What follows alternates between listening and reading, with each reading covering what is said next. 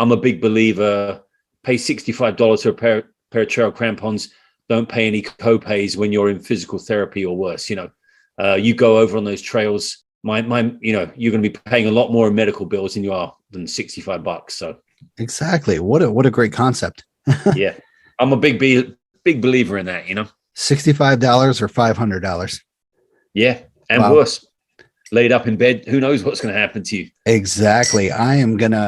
That is a quote I'm going to use for you, and I'm going to credit you for that quote.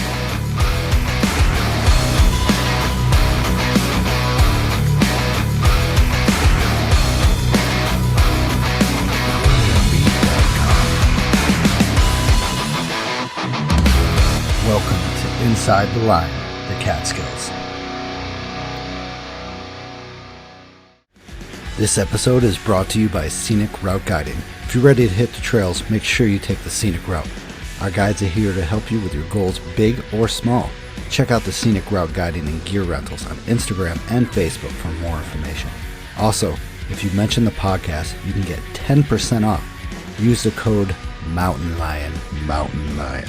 Mountain Lion. All right, so let's begin. Welcome to Inside the Line, the Catskills. This is episode 19. I'm here with Philip Vondra, who just set the winter fastest known time. Say hi, Philip. Ash, it's great to be here. Nice to be chatting to you again. So we had some technical difficulties last time, so this is a kind of second recording. Hopefully it's as genuine as the first one. I think that's going to be the case, right? It's going to be a good one. Yeah, definitely. So yeah, I'd like to thank monthly subscribers Katrina Weinig, Darren White, John Comiskey, and Vicky F. I forgot how to say. She told me how to say her last name, but I think I wrote it down something. Feria. There we go. Feria. So you having anything to drink tonight? I remember last time you didn't have anything to drink. Yeah, I'm going to crack a beer tonight. It's the middle of the week and it's time for a nice relaxing beer. I'm drinking a local beer. It is a Millhouse Brewing Company, which are just in Poughkeepsie, and it's a no haze double IPA. All right, I'm gonna put that down and put it in the notes. Millhouse, what was that again? Millhouse Brewing Company, no haze double IPA. Excellent. I'm gonna put that. Send a link so in case anybody wants to try. I am having a quick rum and coke. They're making some good beers over there at Millhouse Brewing, and they do some nice food as well. Oh, food. I'm hoping good burgers, right? They do everything. Yeah, it's a very extensive menu over there. They got some nice stuff. Excellent. So if you're in the area, check it out. Millhouse Brewing Company. So I remember last time, Philip, you were going to go on we're talking about previous hikes now. You were going to go on a hike down in Texas, correct? Yeah, I actually went down to Texas and I did a 100-kilometer race down there. It is called the Bandera 100K. It's in Hill Country State Park. It's a very cool spot. Lots of kind of rolling smaller hills, nothing super big. Some nice kind of technical trails. Some of it's quite easy as well. But it's nice, interesting, different scenery, to be running amongst the cacti and the sotil grass, getting shredded as you run past it. But it was fun. Went down there, ate a mountain of tacos, didn't drink any beer, but had a good time and had a decent run, considering, I was only a couple of weeks out from the effort in the Catskills. So it was good times. Now, how fast did you run that? If you don't mind to say that. Yeah, sure. It was 12 hours and 26 minutes. Jesus. It wasn't really my best. I've done it in 10 hours before, but I had a great time. I really, really enjoyed it. Went down there with a couple of friends. One of the guys actually helped me out with the Winter 33. Yeah, it was really good. It was a great trip. For our American listeners, 100 kilometers is 62 miles. That is correct. Yes. Wow. In 12 hours. Good Lord. So it was good weather, I'm guessing? It actually was pretty inclement, to be honest with you. It reminded me a lot of England. Quite misty, a little bit of rain. The rocks were actually quite slippery. A few patches of mud, but nothing crazy. And then in the afternoon, it actually cleared a little bit. The cloud cover didn't clear, but the humidity lowered and the drizzle and the kind of fog raised a little bit. So getting some nice views across the park when you're up on some of the high points. So overall, yeah, pretty decent. Excellent. Do you think that the weather slowed down your time? I think a little bit, but not much. I mean, marginal. The rocks are a bit more slippery, so I was a little bit more tentative on some of the downhills. And maybe there's a little bit of humidity, but I never felt particularly hot. My temperature was good and my hydration was good. So I don't really think so. I mean, maybe just a little bit in terms of just being careful descending. Excellent. Great. That's amazing. Once again, amazing. I think, I mean, this was a couple weeks ago. I did Slide Mountain. So, my wife needed to cross that off her winter list. It's a great one. Slide Mountain. I love it. It's, you know what was funny? It was for this hike. I don't know. It was like a slog for us. It was just took so long to get up. We hit a lot of, it was wet. It was right after all the rain. And then you hit certain parts right up at I think we around like 3,000 feet, maybe 3,200 feet, we had to throw spikes on. And then all of a sudden it became beautiful. So we took the spikes off, threw them back on, took them off, threw them back on. Of the hassle. Spikes on, spikes off. It's often a pain, but generally worth doing because you're staying upright, Yeah. Mr. Miyagi. Oh, I got to do that. I'm going to make a meme. Spikes on, spikes off. Spikes off. Nice. I love it. I'm going to credit you on that one, by the way.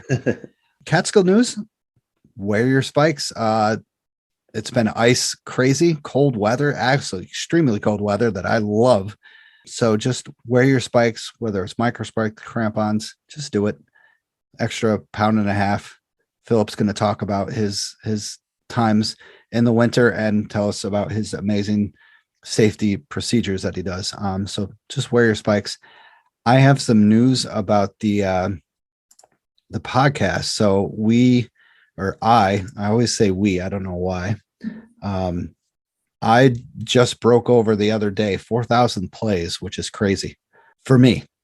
So pretty cool. 4,000 plays. Thank you everybody for listening. I really appreciate it. It's awesome. So usually I get some Catskill Mountain history. Tonight, Philip made some Catskill Mountain history. So that's the Catskill Mountain history, everybody.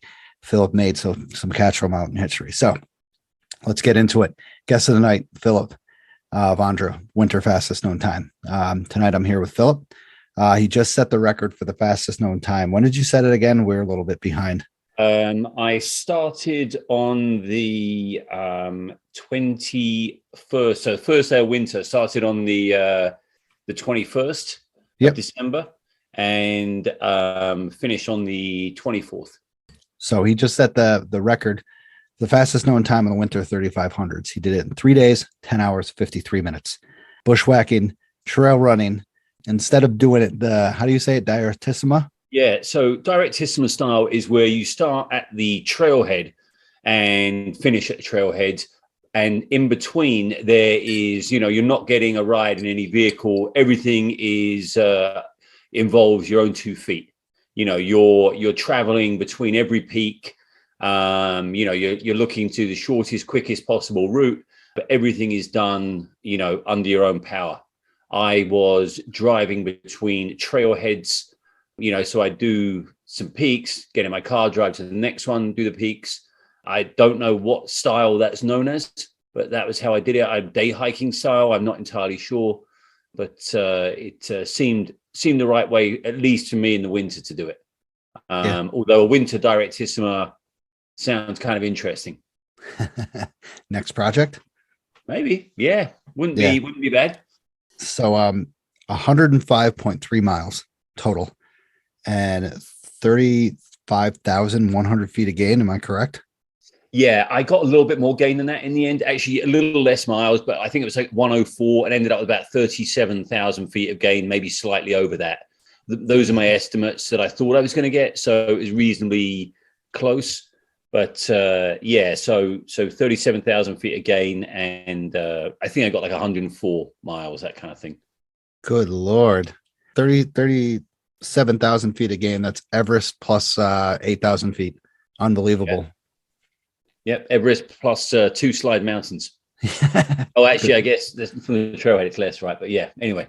3 slide mountains. Yeah. So welcome, Philip. Go ahead and introduce yourself with a little background about yourself. So I'm originally from the UK, moved over to the US in 2003, initially in New York City. Really loved the gunks, came up here to do a duathlon race, and just absolutely loved the area. Moved up here, kind of got into hiking and trail running, checking stuff out in the area, and then a good friend of mine, Mike Sudi, started luring me up into the Catskills, saying, "Hey, let's go and do some trail running, some hiking, some bushwhacking," and just really started to enjoy it. Actually, my first experience of the Catskills was 2008. I did a run called the Escarpment Trail Run. It's pretty well known in trail running circles, and it's a very long-standing race put on by Dick Vincent. I did that, and so my first ever peak was Wyndham, and that was 2008. So that was my first taste, but I didn't really know what I was doing at that point. I was just in these crazy, burly, rugged mountains, trying not to split my head open or any other parts of my body. And I think it was really just like kind of hanging out with Mike that really got me introduced to the joys of the Catskills. Yeah, you're hanging out with a Catskill legend, actually. So totally. Yeah, absolutely. Yeah, he definitely. Wow, Mike Sudi. Yeah, it's been a little thing about Mike Sudi is me and him were talking a lot, do an episode, but he had other plans to do an episode. But also when I was the second vice president, I tried to get him into doing a little presentation about his fastest known time. And unfortunately, the good old freaking pandemic hit, and we weren't able to. I was looking forward to it. A lot of people were looking forward to it. A lot of people know Mike, so a lot of people are interested. Yep. So it's an interesting guy. Interesting. The Directissimo was a pretty special effort. From him. So worth talking to him about that if you can at some point. Definitely, I would love to get a hold of him. Hopefully, everything's getting better for him. I wish him the best. And I hope to see him back in style because I love to see his stuff. He certainly helped me out a lot in the Catskills, that's for sure. Good. So I know you've accomplished a lot. Can you name some of the things you've accomplished, like completed, or you don't have to name stuff that you've fast in no time, but. Yeah, I was going to say I'm a member of the Catskill 3500 Club, but I guess if I've done all the peaks in winter, then that, I'm a regular member in the winter. I've done the winter, obviously, is what we're talking about. So, I've done a lot of stuff in the Catskills. I love doing the 9, really like getting out there. I've done a decent amount of trail running as well. Trail running has been something that I've really enjoyed over the last few years. I've completed a number of 100-mile races. I've been age group national champion in every trail distance, 50K, 50 mile, 100K, 100 mile. And, I've done some longer, kind of harder races. I did a race called Vol State, which is a race across Tennessee. It's 314 miles in the summer in Tennessee. Whoa. And it's self-supported.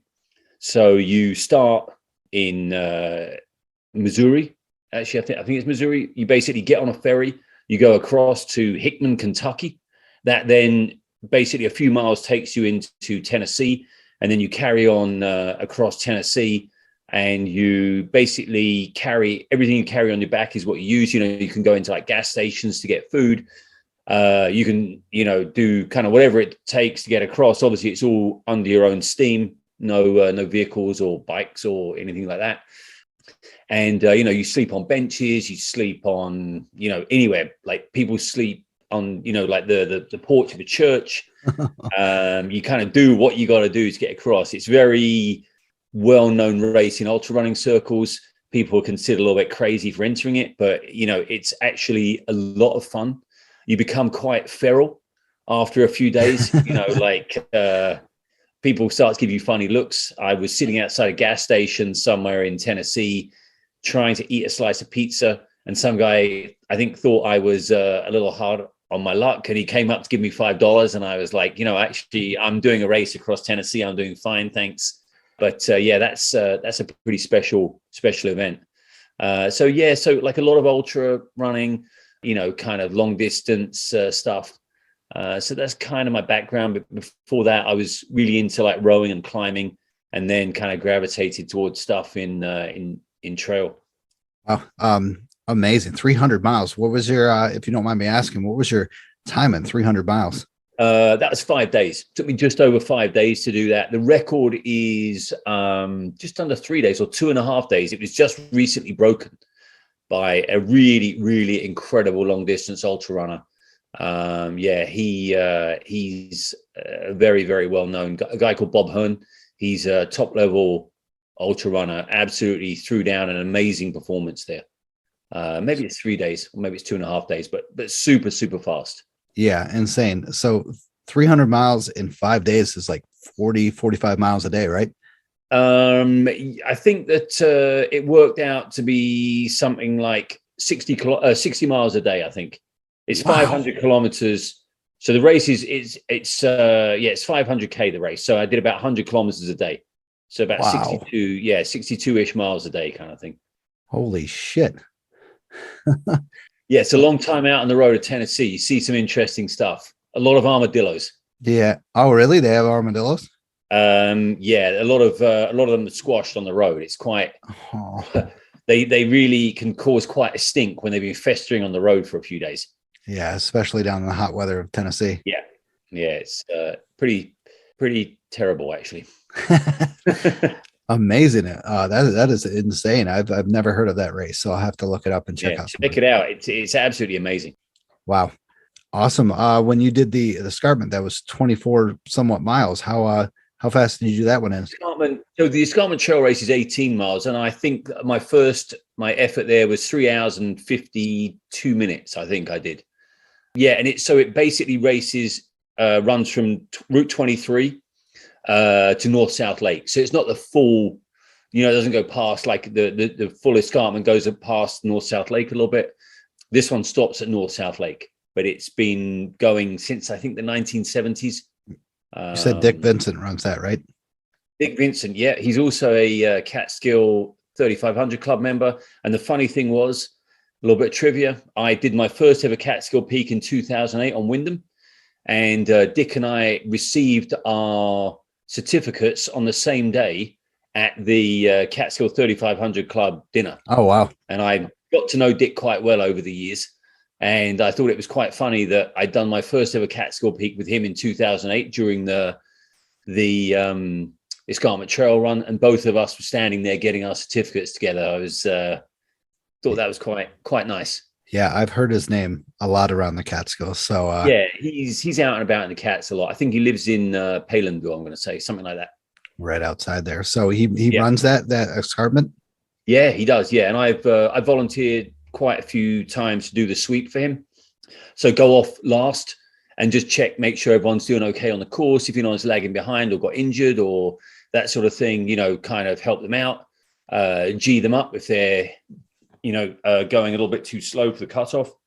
But yeah, I like helping out at that race. So I've done it a few times for him. Excellent. I'll have to get him on here for that race, information about that and stuff. I would definitely do that. And I've heard his name so many times around here. I'll have to, yeah, I'm pretty sure I've met him before. So I have on here that your accent is New Jersey-ish, right? It's actually, northern New Jersey, up near the New York border. No, I'm originally from London. Excellent. Born and raised Londoner. What made you come to America, by the way? I'm just off the. I just got offered a job here. I got offered a job for 1 year, and it just spiraled out of control. I got offered another job, and never left, and they haven't caught me, so I'm staying. Excellent. No, I have a US passport, just to be clear. So all is good. I'm glad you're you like the East Coast, because a lot of people come over here and just like goddamn winters and they leave. Yeah, I like proper winters though. I like it when we got 2 feet, 3 feet of snow outside. Good. And you're also a co-host on a podcast, correct?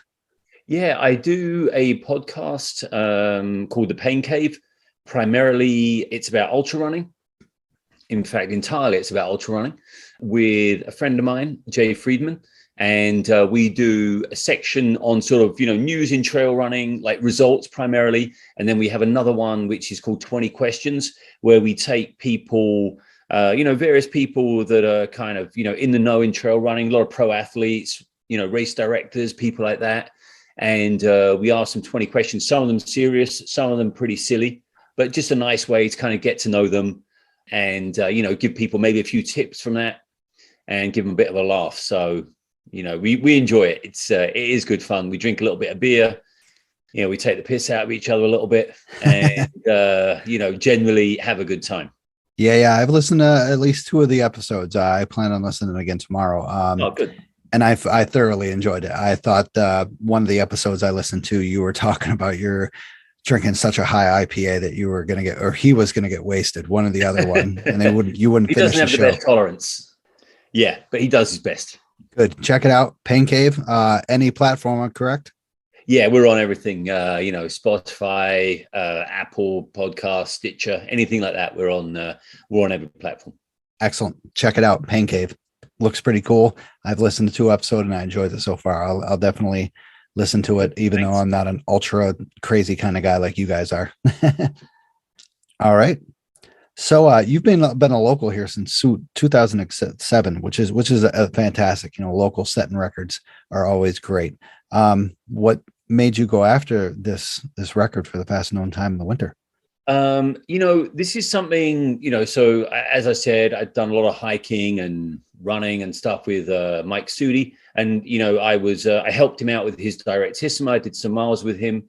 And, I think Mike and I think, we were talking about, what would a winter effort look like? And, so we kind of got chatting about it. And I think, Mike and I wanted to do something together. We thought it'd be a fun thing for the 2 of us to do. So we started kind of planning it, but, Mike had a few sort of issues with his hamstrings and, they were, he was not really able to get out as much as he would like. So we were kind of pushing it back. And, we had a plan in place and, Mike was still kind of working through his issues for his hamstrings. And, I said to him, like, I'm really kind of feeling doing it this year. I say, and that was, 2021. And, I said, is that cool if I do that? And he was like, yeah, that'd be awesome. So I planned to just do it on my own. And, I sat down with him and we talked through the best route to do it, how we could save, a little bit of mileage on it, a bit of carpooling, stuff like that. And, he really helped me put a plan in place, put a good order of the peaks in place. So, it kind of took place over a couple of years. But really, like the sort of real hard kind of detail was like one evening sat there in front of his computer with his Cal Topo and all his other mapping apps. He's pretty handy with that stuff. Oh, yeah. And just kind of map stuff out, put mileage down, and kind of got it on paper, got the route, got the date. And just ready to go, basically. Wow. That sounds like pretty crazy planning. So you said like, it took a couple of years. Is that how it also built your confidence? Basically you planned and then your confidence would build like, oh yeah, this is starting to look good.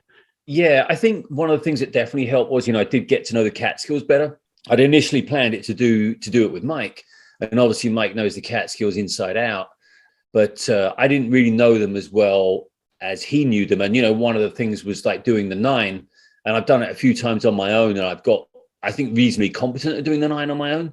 There's some of the other bushwhacks I wasn't as competent on, but I feel they're probably a little bit easier.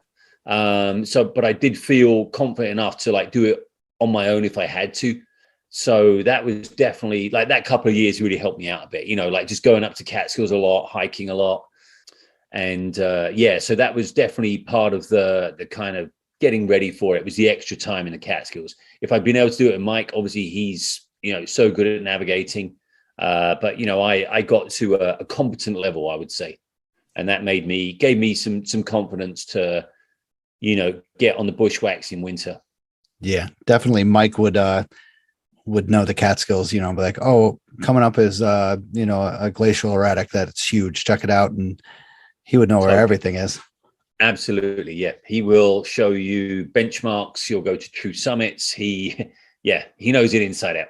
Yeah, definitely. He, what's great about, learning the Catskills, you learn the topography and you get to know where you got to go, where's the easiest route, where the most difficult Yeah, route is. You can look at the topo and basically know this rim goes straight up to there. Might be a difficult one, yeah, but it goes straight up. So yeah. don't go on The either only side. thing, the only thing with those maps is what they don't show you is where the balsam firs are locked in so tight that those things are actually pushing you back. Yeah. And you learn that when you're out there. You learn how you're going to get through certain sections. Where the bushwhacking can be super tight. You can go between Balsam Cap and Friday, and you can do it the easy way, or you can do it the hard way. You can take the herb path. But if you want to bushwhack between the two of them, there are ways where you can go and you can be cursing every step of the way. You're getting whipped in the face. You're having a nightmare out there. And some days you can go through there, you get a good line and you're like, oh, I got through that like patch of tight balsam firs. So that sort of knowledge you can only really get through trial and error. And I guess talking to people as well about their experiences and where they felt was best on particular peaks. But, certainly having that little bit of insider knowledge about how to, not spend your time on the dink trapped inside the balsam firs there, getting like death by 1,000 cuts up there. That kind of thing you can't get from a map. Doing the 9 really gets you a feel of the old school Catskills, basically. Yeah, totally. And even that's getting a little bit like more more of a herd path on it. That's in certain sections it's a little bit strong, but still it's a fun time. I mean, in terms of the planning, so maybe I'll just read you through the order I had the peaks for the thing. So day 1, which was actually the 21st of December, I did the 9. So Table, Peakamoose, Lone, Rocky, Balsam Cap, Friday, Cornell, Wittenberg, and Slide. Started that one at Denning, finished at the Slide parking lot. That saved a couple of miles, saved going back to Denning on the Curtis Ombre Trail. And then after that, I went and did Panther, just from the hairpin on 47, just a regular, up and back. Day 2 was Fir, Big Indian, actually not in that order. It was Balsam, Eagle, Big Indian, and Fir. And then I went and did Halcott. I did Bear Pen and Vly after that, and then Balsam Lake. And then on day 3, I did West Hill, Southwest Hunter, and Rusk. I then did Sherrill and North Dome. And then after that, I went and did Wyndham.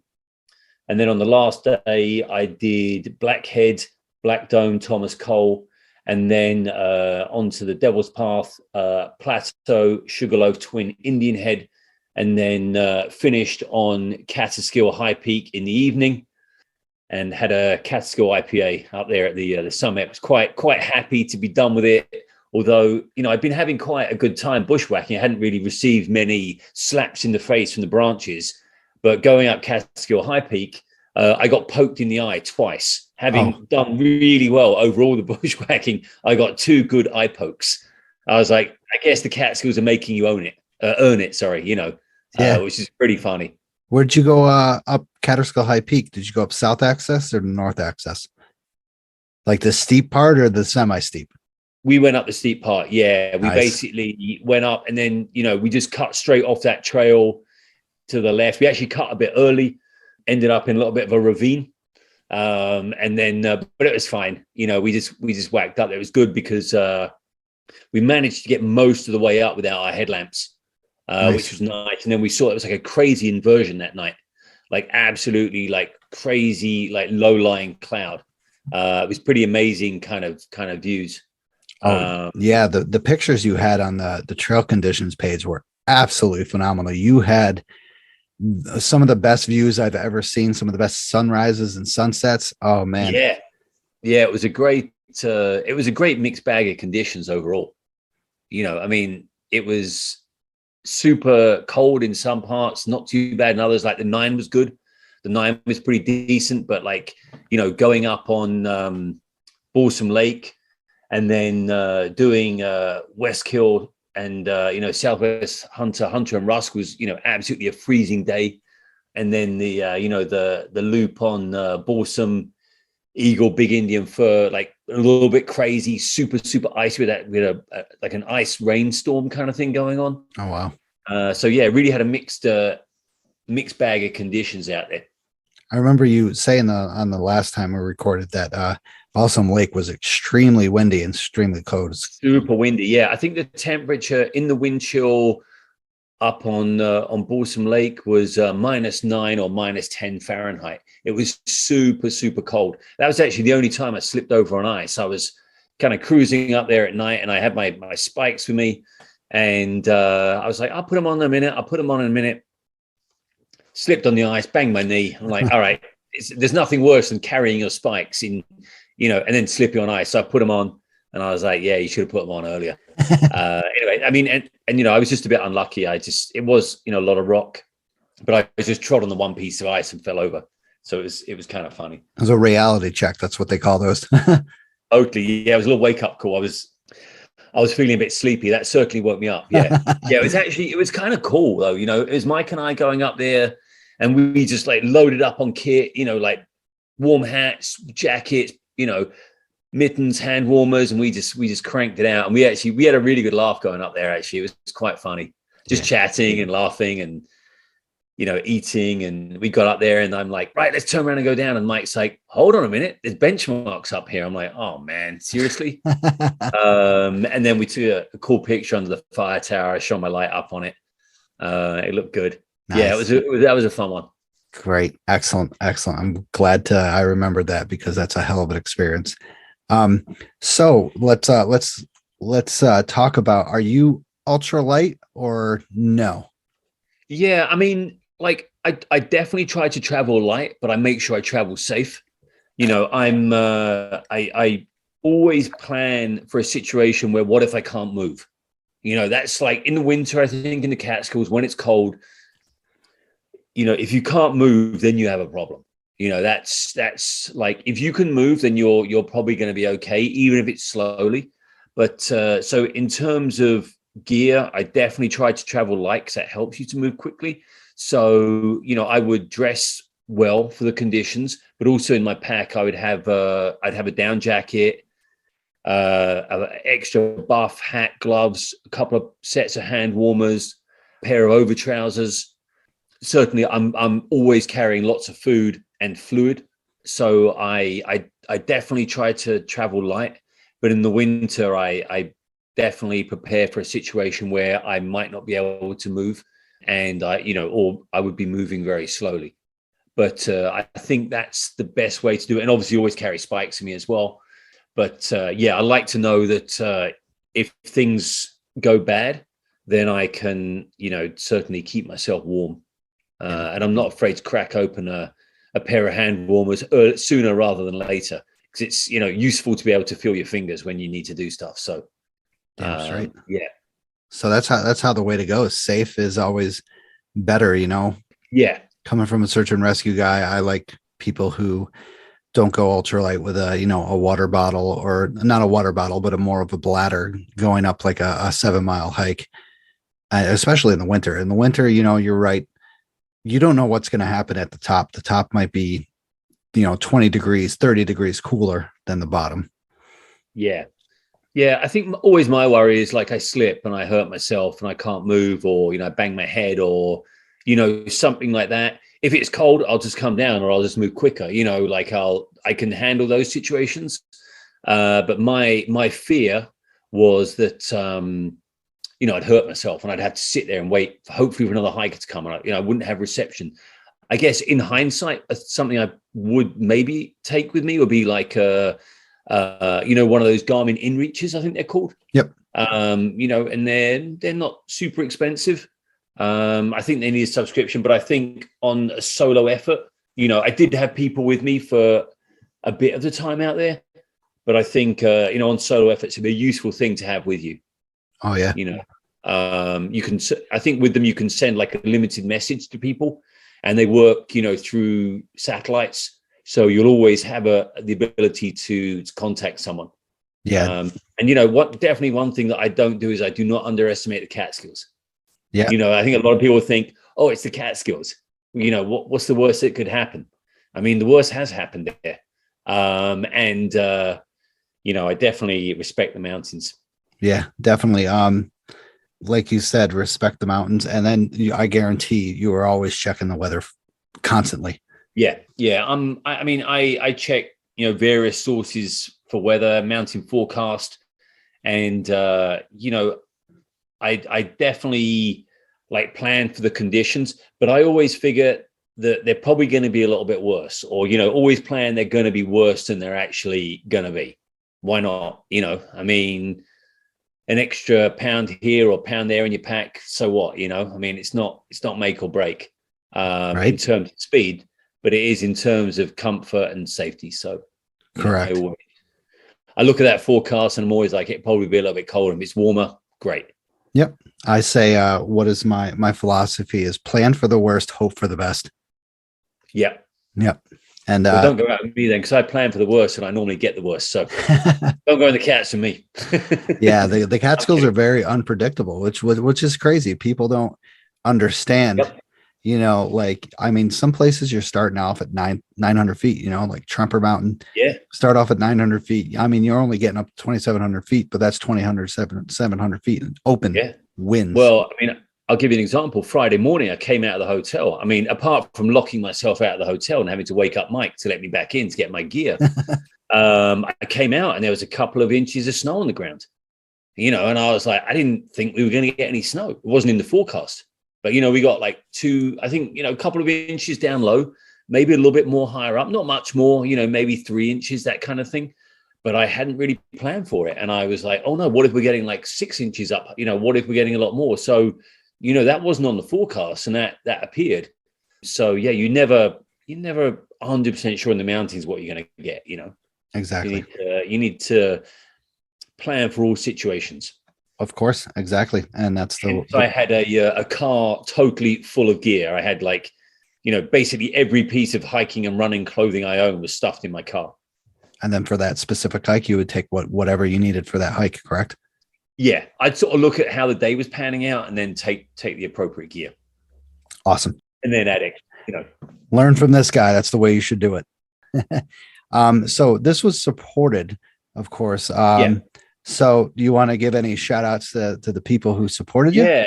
So, I was definitely lucky. I mean, definitely a shout out to Mike, who helped plan and did about 50 miles worth with me. And, for a guy that's sort of getting back into things at the moment, that was a huge help. And then ferrying me around and, also having a laugh and a joke helps as well. Just, raising up your spirits. English friend of mine, Piers Constable, was huge. We did the 9 together and we did Panther. He was amazing. Another friend, Tom Kaplan, met me when I was in the Blackheads, and that was great because it was that snowy morning on Friday, and just having that person just to kind of be there with me was really nice. And then on Wyndham, I was kind of tired on that day, that evening, and I was kind of a little, maybe a little of a low point. And friend Mendy Gallo came and helped on that one with us, and that was great. And she took off up Wyndham like it was a race, and poor Mike and I were like dragging in her wake, and but we had a laugh about that. It was pretty funny. So yeah, those 4 helped me out so much. Really owe a lot to them for that. It was made a huge difference for me. Yeah, definitely the motivation helps a lot. Yeah. I couldn't. I mean, I do a lot of solo hiking, and you're lost in your own mind. You got to think your own thoughts. You don't have anybody to distract you. So I couldn't even imagine doing that much by myself. Yeah, it's having the people around is so helpful. Some of the time on your own is nice as well, but like it really helps to have people around as well. So yeah, I owe those guys a lot. Yeah, definitely something to say, you're doing a great job. Let's keep it going. We'll get you snapped into that mode and be like, oh, yes, I am. So, yeah. And another great thing is they don't even really let you think about, that like, you just kind of distracting you and talking about stuff, just one foot in front of the other, I mean, Wyndham was great. I had so much fun going up there with Mike and Mendy, and it just, people were like, oh, it's just 1P. It's just Wyndham, but like it was at the end of a pretty long day. I'd done West Kill, Southwest Hunter, Rusk, Cheryl and North Dome that day. So it was at the end of a big day, and that was a hard day. It was cold. It was really, really cold. The morning going up on, West Kill, Southwest Hunter and Rusk, my water bottles were frozen, within the first 45 minutes. But just have that fun in the evening with those guys. And then we got up, onto the top of Wyndham. It was a nice-ish evening. And there were geese flying overhead. It was like crazy. I mean, they sound like it was so close to us. But yeah, that was a real help on that day. Definitely. I agree with you. The support is really good, especially when you're soloing. So you definitely, to me, I saw your report, your trail condition report. You threw the dice on this one, and you got, I would say, perfect conditions, a little mix of all winter, which is good, but not too much snow. Do you feel lucky with the trail conditions or this? Yeah, I think I was lucky with the conditions. I mean, like we'd already said, it's winter in the Catskills. You're not really sure what you're going to get. You need to roll the dice a little bit. But I think overall it was good. I mean, my first day was good. Conditions were very good. The second day we had the ice rain, which was a little bit crazy, just going up Balsam. It was a little, I sort of stepped out of the car. It was one of those ones where you almost like hit the ground straight away because you're straight, actually driving up to the trailhead there on McKinley Hollow was pretty treacherous. It was like one of those ones where it's like, well, don't stop because you're probably going to slide back down and just keep going up nice and slow and steady and get in that parking lot and get your spikes on. So that was a little bit of a crazy start. Actually, that was kind of a funny moment when I parked up in McKinley Hollow to go up to climb Balsam. It was, it was early in the morning. It was dark. I probably started at maybe like 5:15, maybe 5:30, that kind of thing. And I'd always, I don't know whether you've ever noticed, but there's a few dogs that live on that section. They like bark quite a lot. It can be quite noisy. So I'm going along and I'm like, the dogs aren't barking. This is cool. I'll sneak along and they won't know I'm here and they won't wake up the people. And I heard an owl hooting. And, an owl's hooting, I like to send a hoot back to it every now and then. So I sent a hoot back and the dogs on the street just blow up. They're all just barking their heads off. I'm like, oh my God, what am I doing here? Like I'm waking up the whole neighborhood. But that was like, one of those cold, icy winter mornings where I was like laughing to myself. I just set off every dog on the street, hooting back to this owl. It was like that little moment of comedy. Those dogs, man. I've gone up McKinley Hollow at least 3 times. I've always had that fear that they're going to come after me. They are vicious. Yeah, they sound like they are, right? Yeah. I've never actually seen one of them, but they're like super noisy. Yep. But it was pretty funny. It's just me and this owl just hooting back to each other. And then the dogs just absolutely blew up. Wow. I probably woke up everyone in the neighborhood. They probably hate me. I won't go back for a while. And that's pretty scary going up an ice storm up McKinley Hollow. I got my spikes on early. I mean, just crossing the river there, I was a little bit worried. So I was like, well, if you fall and get in the river and get wet, you got quite a long day ahead of you here. I'm going to have to go back to the car, get changed, and then start again. I really did not want to fall in that river. And I was worried that, the rocks crossing that river would be quite icy. The first kind of little river, the second one wasn't too bad. Or the second one, it's more of it is a little bit of a river. It's more like a sort of, eroded little stream or whatever. But it was actually fine. So not really a problem. That's a steep area too. McKinley Hollow is super steep. Yeah, that climb up Balsam steep, and those switchbacks are, are definitely useful, but it's still steep in sections, that part up there. Oh hell yeah. Good hike though. Very good hike. I love that. Yeah, great hike and a nice view from that point on Balsam. Oh yeah, it's one of my favorites. It was my first peak that I ever did, so it'll always be in my mind. Yeah. So where do you think you hit the absolute worst conditions? I would say it was the Devil's Path. The Eastern Devil's Path was the that day when we'd had like a little bit of snow, 1 or 2 inches, maybe 3 inches of snow in parts. And the Devil's Path, the Eastern Devil's Path, it's super, super icy. So there was a few inches of snow over some quite solid ice. So I think that was a point that was probably the worst. But for that one, I broke out a new pair of Hill Sound trail crampons. Nice. And my others were a little worn out, and I think they would have been fine. but just to have that security of like a brand new set of hill sounds on, just, and those things just grip like there was no tomorrow. I mean, they're absolutely amazing. So yeah, so that was probably the toughest conditions, but I definitely made the right call breaking out a new set of like $65 trail crampons. Like I'm a big believer, pay $65 for a pair of trail crampons. Don't pay any co-pays when you're in physical therapy or worse. You go over on those trails, you're going to be paying a lot more in medical bills than $65. So exactly. What a great concept. yeah, I'm a big believer in that, $65 or $500.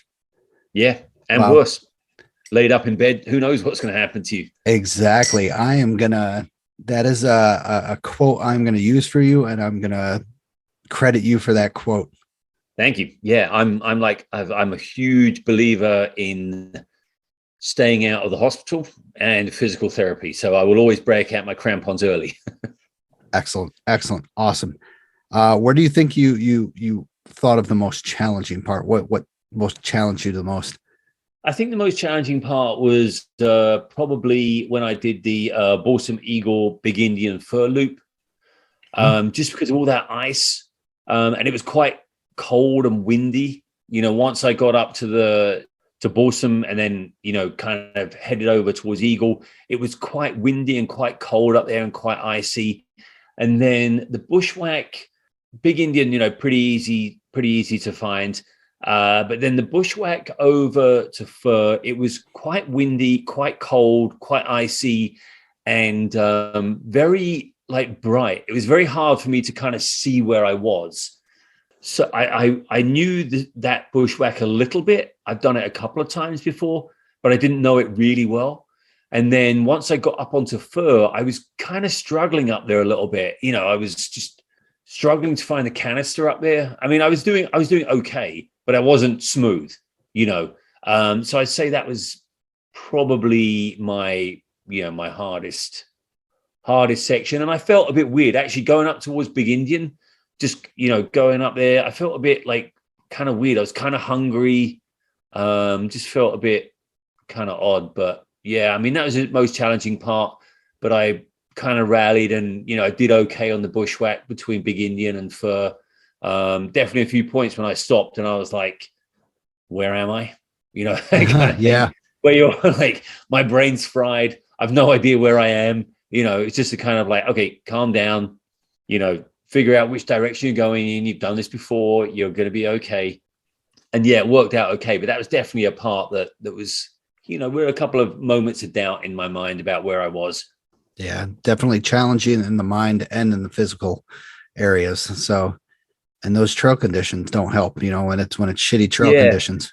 It was one of those ones where there'd been a decent amount of wind. So I couldn't really find any herd paths up there because there'd been, a little bit of snow.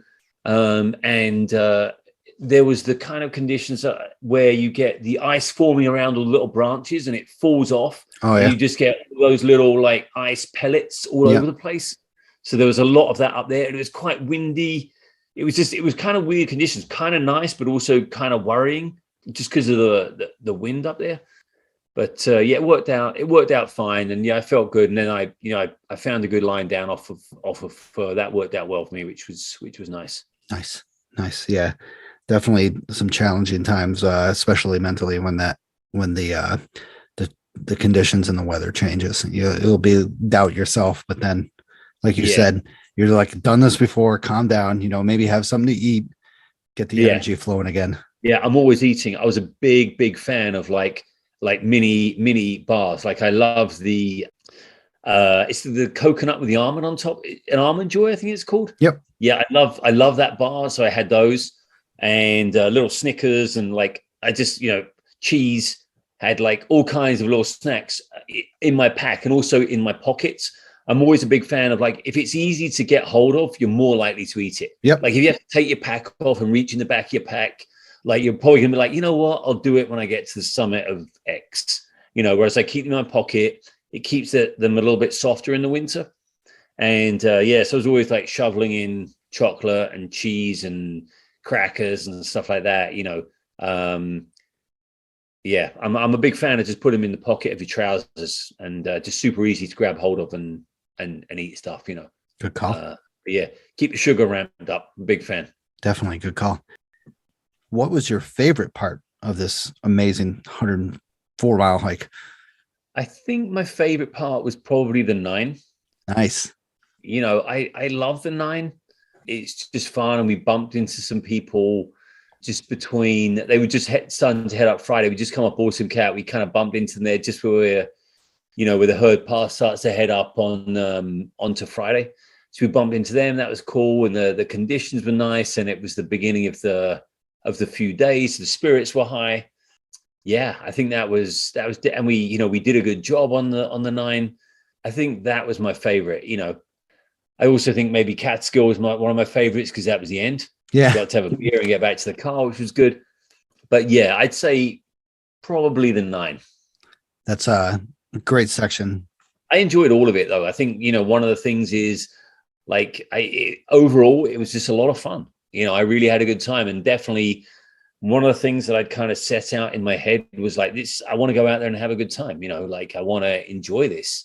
I want to move fast, but I want to, kind of enjoy the adventure, enjoy the time with my friends on the trails. And, I'm not going to be pushing super hard and running like crazy. I'm going to be hiking fast and stopping and enjoying and talking to people and, finding true summits and benchmarks and just, make it a memory for a lifetime, really. Excellent. You also, I remember you posted some amazing pictures. I think, was it a sunrise on Westkill? Yeah. So actually that probably could well be one of my favorite parts as well, was like going up on Westkill, even though it was incredibly cold and windy. And, like I said before, my water bottles were frozen, probably 2/3 of the way up Westkill. The sun came up and the colors in the trees, just the red, the golden kind of color on the trees there was just intense. It was absolutely amazing. It was just like something was on fire. Nice. It was just this most incredible, and the view from the Buck Ridge Lookout was absolutely stunning. It was, one of my best sunrises there, and I would recommend to anyone, if you can get to Buck Ridge early enough to get the sunrise there, it's one of the best in the Catskills. You get the right day, you will not be disappointed. Agreed. It really is a special viewpoint up there on a nice day. That was incredible. I mean, it raised my spirits incredibly, even though things were starting to freeze. I was kind of like, this day is actually looking a lot colder than I thought. Hand warmers have been cracked open already. But I was well prepared at that point. I had the gear to keep myself warm. I knew that it was not an intense day. It was a long day, a long section of hiking, but relatively easy. Westkill, Southwest Hunter, and Rusk. Pretty straightforward stuff, even though quite long and a bit of vert. But yeah, that was an incredible sunrise. Absolutely loved it. Yeah, if anybody gets a chance and you're on the trail conditions page, go check out Philip's post about his journey. Sunrises were absolutely phenomenal. That one definitely caught my eye, and you're right. Buck Ridge Lookout is no joke with the sunrises. It's absolutely phenomenal. Yeah, it's one of the best. Yeah, plus one of the best lookouts in the Catskills. It's a phenomenal place. Yeah, really, really enjoy that spot there.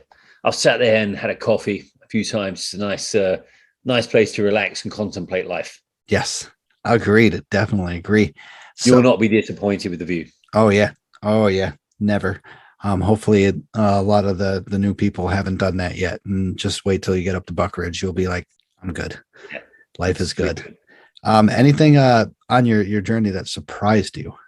I mean, I thought I'd have a lot of lows. I thought I'd just be super tired at times and not really that motivated.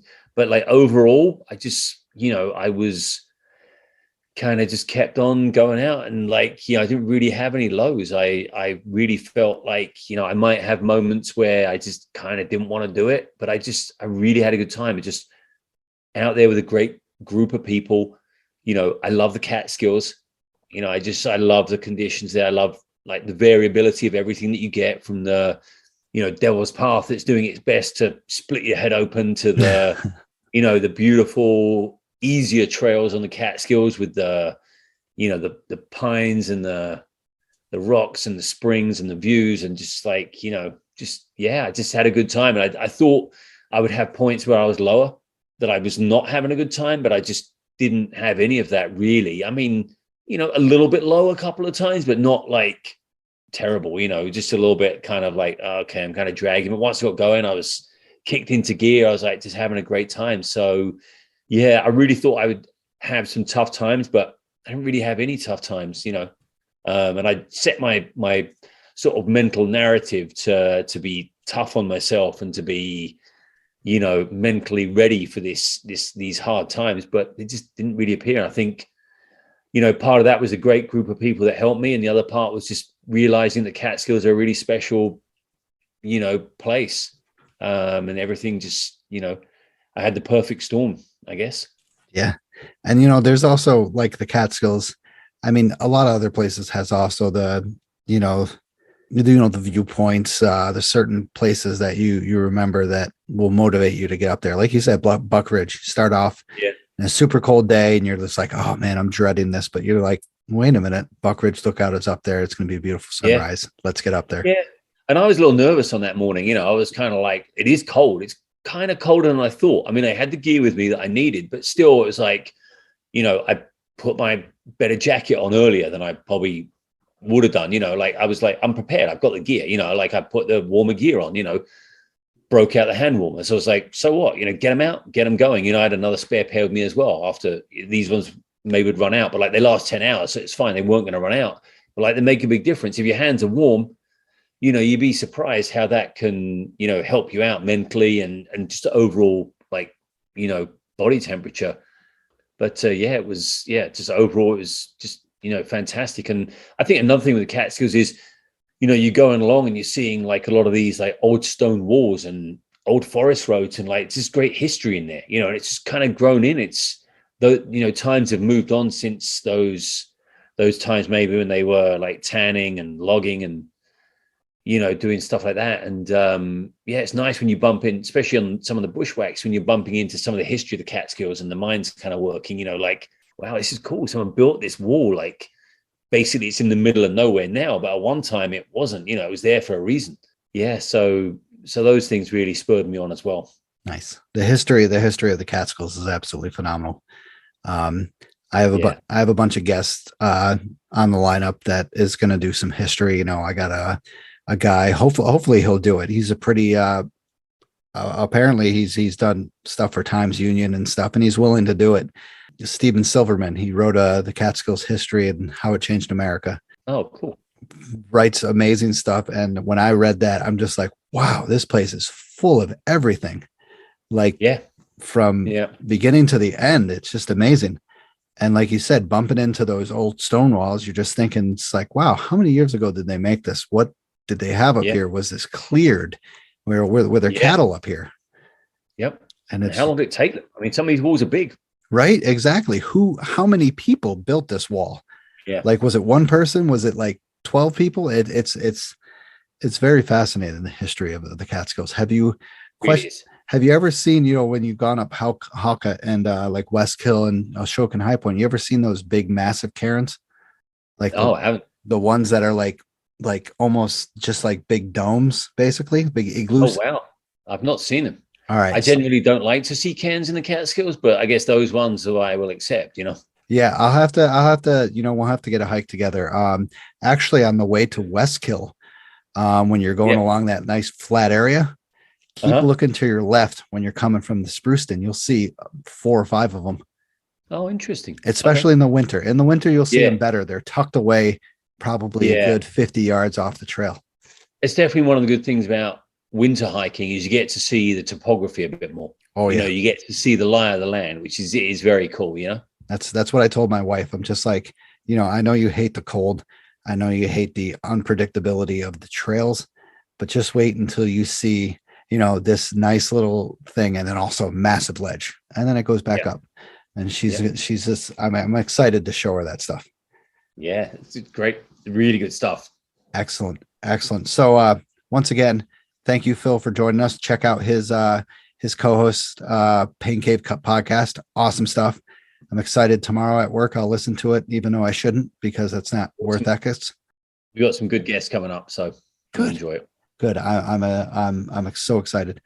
Any special shout outs? I know you did some earlier, but any special? I mean, just Mike Sudi, Piers Constable, Tom Kaplan, Mendy Gallo, and my running coach David Roach. Those guys helped me in so many ways. Amazing people. Couldn't have done it without them. Yeah, excellent. Thank you for helping him on this amazing journey and this amazing FKT. I'm excited. I'm so glad I have you on here. Sorry I had to do this a second time. No problem. Absolutely no problem. It's been fun. I have shout outs to my fellow SAR team members for pushing through these crazy times of training. We've had so much training in the past, I don't know, 2-3 months that it's just pushed us beyond like our capacity of our mind. It's insane. Fellow SAR team members, thank you very much for sticking with us. Yeah, definitely appreciate what you guys do. Oh yeah, I mean, we haven't done much yet. We hope to get more involved. We're trying to get on the Rangers sides and be like, hey, you guys have us for help. We're very motivated to help you guys out. We have the energy. So, cool. But yeah, thank you all to the Rangers again. Once again, thank you to the Rangers for kicking ass in the Catskills with these last couple of years. It's been insane. Thanks, sponsor, Scenic Route Guiding. I made this episode is actually going to have a new intro that I made. It's going to be very funny.